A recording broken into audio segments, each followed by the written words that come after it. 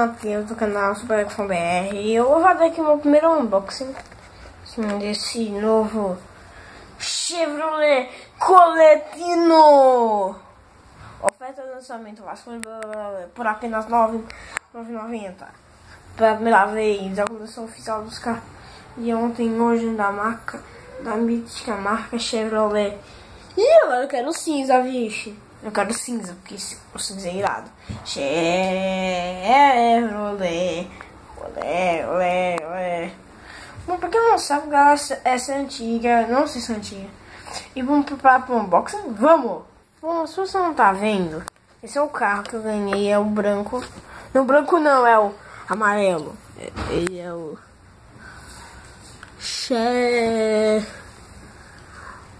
Chevrolet. Alguma coisa que eu não vi. Então vamos abrir. Eu já tinha abrido. Toma. Vamos lá, quem não sabe, tá vendo? O Chevrolet. Esse é o carro. Ele tá fora ele tá dentro do negócio. Mas não é aqueles moldes. Fica dentro de negócio. Bom.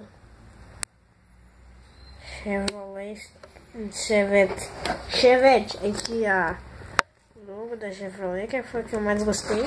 Será que eu dá pra tirar logo e colar no carro? Aqui o carro é amarelado. Se você já tem um carro parecido com esse, põe ele nos comentários. Atalhos. Bom. Vamos escolher.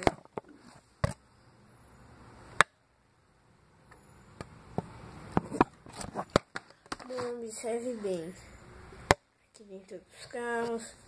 Eu acho que abre as portas, não abre. Bom, galera, daqui a pouco eu vou mostrar ele de fora da caixa. Aqui, ó, as rodas. As lanterinhas de trás. Os negocinhos. A placa do carro. Foco. Aqui por dentro. E o resto das coisas. Os limpa-vidros.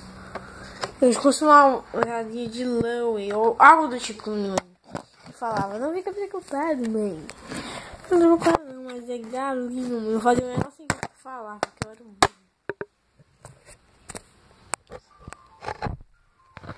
Tá, depois eu explico o que eu fazia. Aqui atrás e aqui é o... Bom, se você não tá vendo, esse é o unboxing.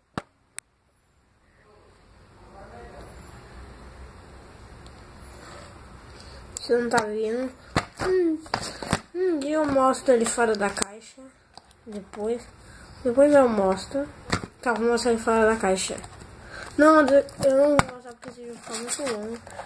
Um dia eu vou mostrar ele fora da caixa. Se esse vídeo tiver muitos gostei, comentários e visualizações, ou muitas visualizações, até que pode ter. Bom, esse foi o vídeo. Se inscreva, compartilhe.